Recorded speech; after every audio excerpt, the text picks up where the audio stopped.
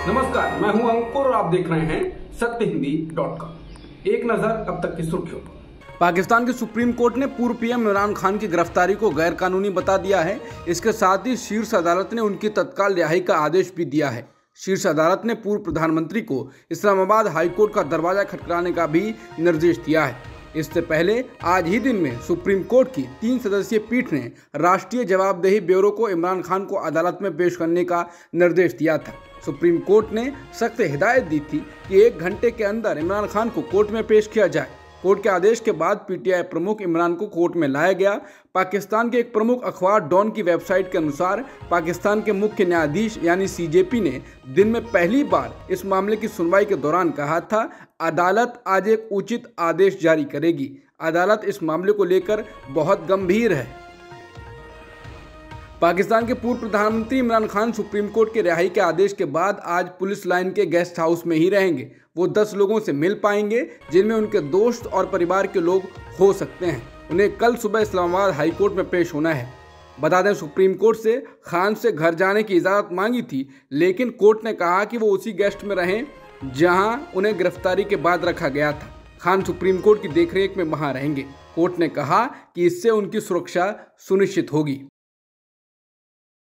बिहार के मुख्यमंत्री नीतीश कुमार महाराष्ट्र की यात्रा पर हैं। इस यात्रा पर उन्होंने नेताओं से भी मुलाकात की है। इस दौरान जब उनसे पूछा गया कि एनसीपी के अध्यक्ष शरद पवार को विपक्षी गठबंधन का चेहरा होना चाहिए, तो उन्होंने कहा कि इससे ज्यादा सुखद कुछ नहीं होगा।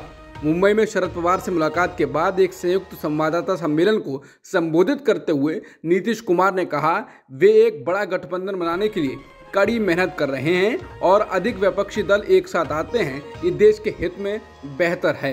नीतीश ने कहा कि आजकल बीजेपी जो कर रही है वो देश के हित में नहीं है।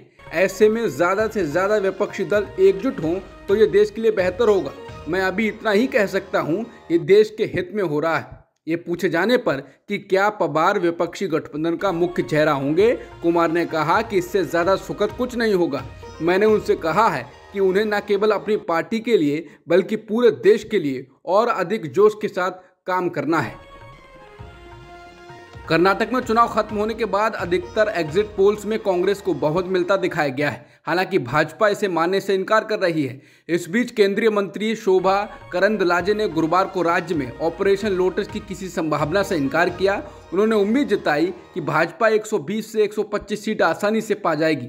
मंत्री ने दावा किया कि पार्टी ने कुछ सीटों पर कल्पना से परे बहुत अच्छा प्रदर्शन किया है। बता दें, अगर त्रिशंकु सरकार बनी तो दूसरी पार्टी की जरूरत होगी और इसीलिए ऑपरेशन लोटस की बात होने लगी है। सुप्रीम कोर्ट का फैसला आने के तुरंत बाद दिल्ली के सीएम अरविंद केजरीवाल सक्रिय हो गए हैं। अदालत के फैसले के बाद केजरीवाल ने अपने कैबिनेट मंत्रियों के साथ बैठक बुलाई है। उन्होंने एक प्रेस कॉन्फ्रेंस बुलाकर सुप्रीम कोर्ट को शुक्रिया अदा किया है। दिल्ली सरकार के उन अफसरों को चेतावनी दी जो उनकी नहीं सुन रहे हैं। केजरीवाल ने दिल्ली के उपराज्यपाल वीके सक्सेना से भी मिलने का समय मांगा है, जो इस फैसले के बाद खामोश हैं। आम आदमी पार्टी प्रमुख ने गुरुवार को केंद्र दिल्ली विवाद पर सुप्रीम कोर्ट के फैसले को असंवैधानिक तरीकों से सरकारों को गिराने के मिशन पर कड़ा तमाचा करार दिया। मुख्यमंत्री केजरीवाल ने कहा कि यह फैसला दिल्ली के विकास की गति को सुनिश्चित करेगा। दिल्ली सरकार बनाम एलजी के मामले में सुप्रीम कोर्ट ने नौकरशाही पर नियंत्रण को लेकर बहुत जबरदस्त फैसला दिया। सुप्रीम कोर्ट ने कहा कि दिल्ली में प्रशासनिक सेवाओं पर चुनी हुई सरकार का अधिकार होगा।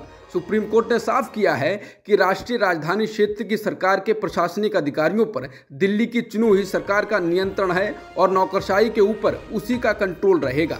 सुप्रीम कोर्ट ने यह भी साफ किया है कि कानून व्यवस्था, पुलिस और भूमि के विषय को छोड़कर सेवाओं के मुद्दे पर दिल्ली विधानसभा को विधायी अधिकार होगा। कोर्ट ने कहा कि वो 2019 के जस्टिस भूषण के फैसले से सहमत नहीं है और राज्य की शक्तियों पर केंद्र की दलीलों से भी कोर्ट ने असहमति जताई।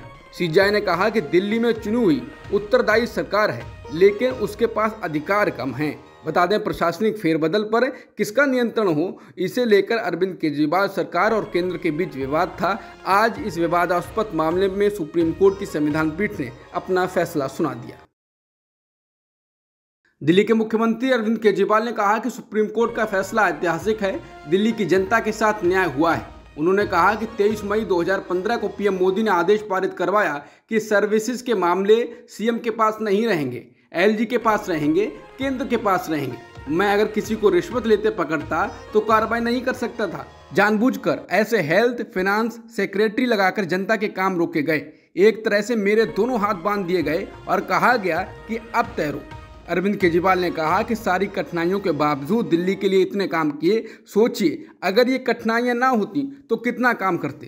केजरीवाल ने chief justice of India Chandrachud और बेंच का न्याय देने के लिए धन्यवाद किया और कहा कि दिल्ली की जनता का शुक्रिया जिन्होंने हमारा साथ दिया। अब 10 गुनी स्पीड से काम होगा। केजरीवाल ने कहा कि कुछ दिनों में बहुत बड़ा प्रशासनिक फेरबदल होगा।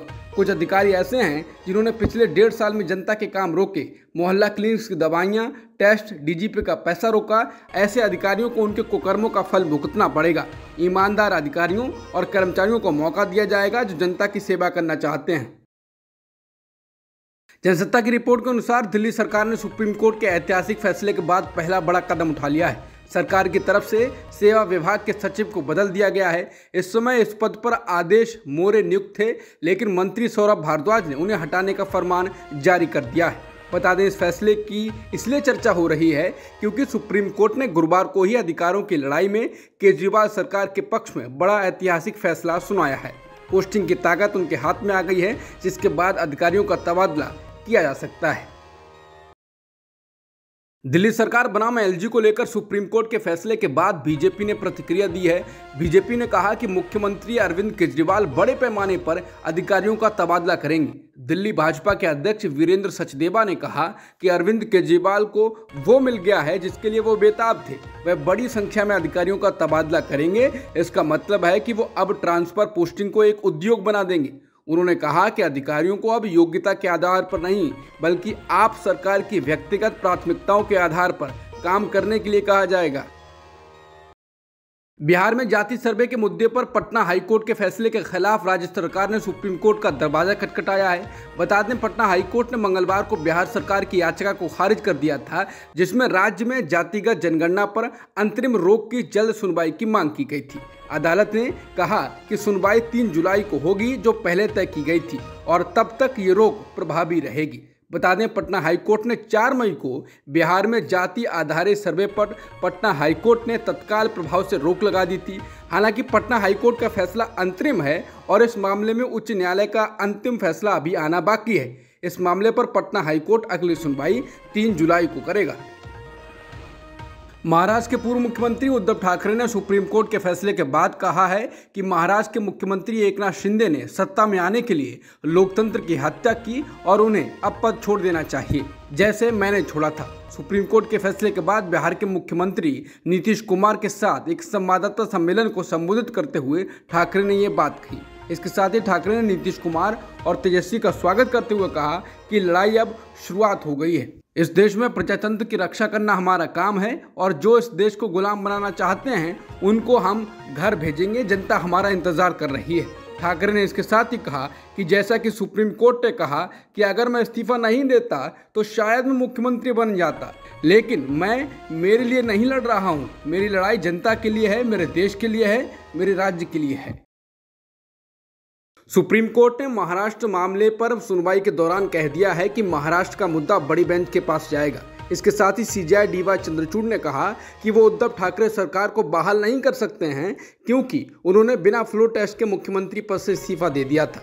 सीजेआई ने साथ ही कहा कि अंदरूनी विवाद को सुलझाने के लिए फ्लोर टेस्ट सही नहीं है। उन्होंने कहा कि विश्वास मत का आधार अंदरूनी कलह नहीं हो सकता और इसे सुलझाने के लिए गवर्नर का दखल सही नहीं है। सीजेआई डीवाई चंद्रचूड़ ने उद्धव ठाकरे के इस्तीफे पर कहा कि ठाकरे ने फ्लोर टेस्ट का सामना नहीं किया। उन्होंने कहा कि उद्धव के इस्तीफे को रद्द नहीं किया जा सकता है। उद्धव इस्तीफा नहीं देते तो राहत मिल सकती थी। इसके साथ ही एकनाथ शिंदे सरकार को सुप्रीम कोर्ट ने हटाने से इनकार कर दिया। सीजेआई ने कहा कि अगर ठाकरे ने इस्तीफा नहीं दिया होता तो यह अदालत बहाल कर सकती थी। उन्होंने कहा कि यथास्थिति को बहाल नहीं किया जा सकता क्योंकि ठाकरे ने शक्ति परीक्षण का सामना नहीं किया और अपना इस्तीफा दे दिया। इसलिए सबसे बड़ी पार्टी भाजपा के समर्थन से शिंदे को शपथ दिलाना राज्यपाल के लिए उचित था।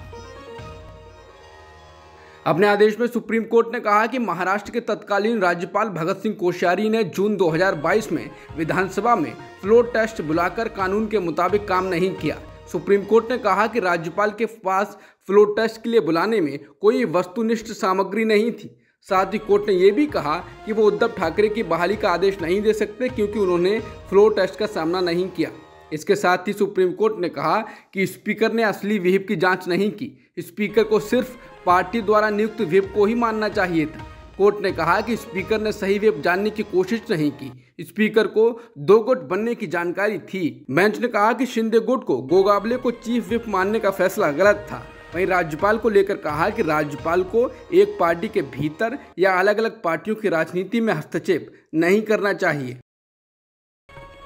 राज्यपाल पर लंबी फटकार लगाते हुए सुप्रीम कोर्ट ने महाराष्ट्र मामले में कहा कि राज्यपाल ने शिवसेना के विधायकों के एक गुट के प्रस्ताव पर भरोसा करके यह निष्कर्ष निकाला कि ठाकरे बहुमत से समर्थन खो चुके हैं, जबकि राज्यपाल को पत्र पर भरोसा नहीं करना चाहिए था। पत्र में यह संकेत नहीं था कि ठाकरे ने समर्थन खो दिया है। हालांकि देवेंद्र फडणवीस को अविश्वास प्रस्ताव लाना चाहिए था, उनकी चिट्ठी पर राज्यपाल को एक्शन नहीं लेना चाहिए था। इसके साथ ही सुप्रीम कोर्ट ने कहा कि एकनाथ शिंदे को सीएम की शपथ दिलाने का राज्यपाल का फैसला सही था क्योंकि उद्धव ठाकरे ने इस्तीफा दे दिया था। लेकिन पहले की घटनाओं को लेकर सीजेआई ने राज्यपाल को लेकर जरूर कहा कि राज्यपाल द्वारा विवेक का प्रयोग संविधान के अनुरूप नहीं था। बता दें, जून 2022 में एकनाथ शिंदे ने शिवसेना के 39 विधायकों के साथ मिलकर तत्कालीन मुख्यमंत्री उद्धव ठाकरे के खिलाफ बगावत कर दी थी, जिससे एमवीए सरकार गिर गई थी। इसके बाद शिंदे गुट ने बीजेपी के साथ मिलकर सरकार बना ली थी। इस गठबंधन को सुप्रीम कोर्ट में चुनौती दी गई थी। ठाकरे गुट के जिन विधायकों ने बगावत की थी, उन 16 विधायकों को अयोग्य ठहराने की मांग की गई थी।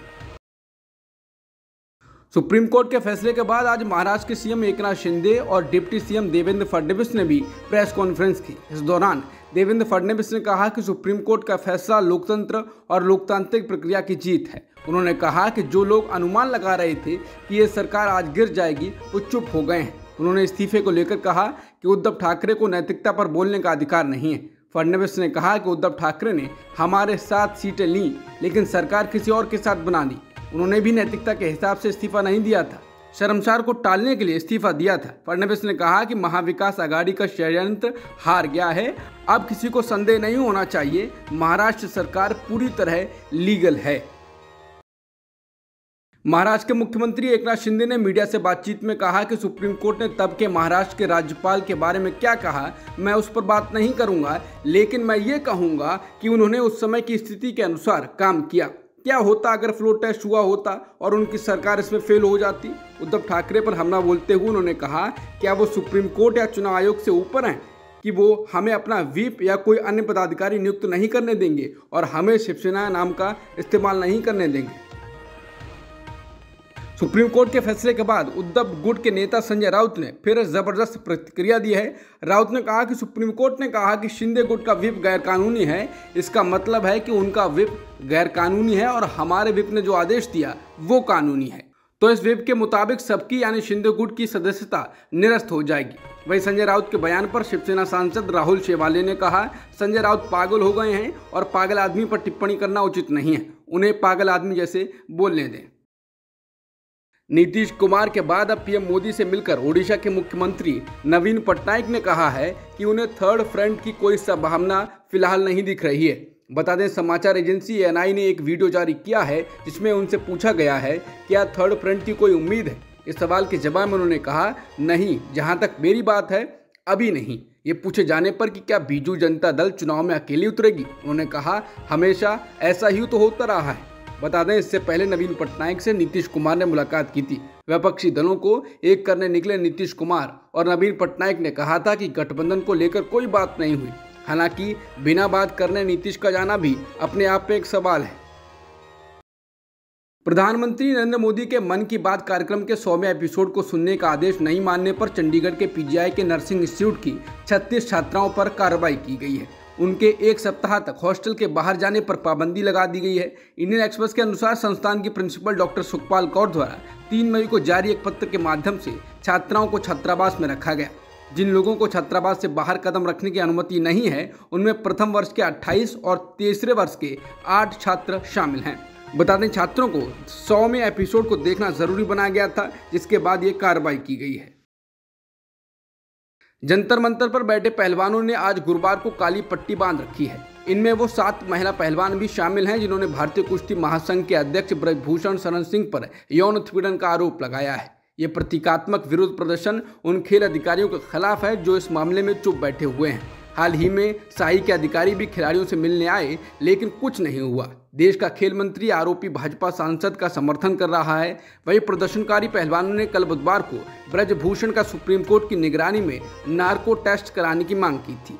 साक्षी मलिक ने कल मीडिया से कहा कि वो लोग ब्रजभूषण के पक्ष में बोल रहे हैं और कह रहे हैं कि हम झूठ बोल रहे हैं। मैं कहूँगी कि ब्रजभूषण का सुप्रीम कोर्ट की निगरानी में एक नार्को टेस्ट करा लो और साथ ही साथ महिला पहलवानों का भी, जो भी दोषी पाया जाए उसे फांसी दो। बता दें कि साक्षी 2016 रियो ओलंपिक की कांस्य पदक विजेता हैं।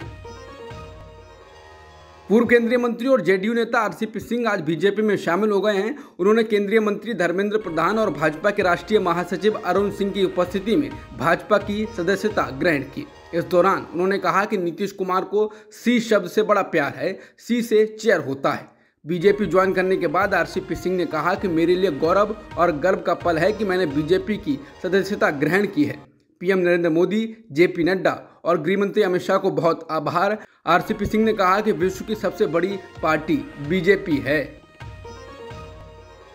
द केरला स्टोरी को एक और राज्य में टैक्स फ्री घोषित कर दिया गया है। मध्य प्रदेश के बाद उत्तर प्रदेश और अब हरियाणा में भी ये फिल्म टैक्स फ्री घोषित हो गई है। हरियाणा के मुख्यमंत्री मनोहर लाल खट्टर ने बुधवार को फिल्म द केरला स्टोरी को टैक्स फ्री घोषित कर दिया है। मुख्यमंत्री मनोहर लाल खट्टर ने बुधवार शाम को इसकी जानकारी दी। उन्होंने कहा कि द केरला स्टोरी को हरियाणा में टैक्स फ्री घोषित कर दिया गया है। अब तक की खबरों में इतना ही। बाकी खबरों के लिए बने रहिए सत्यहिंदी.com के साथ।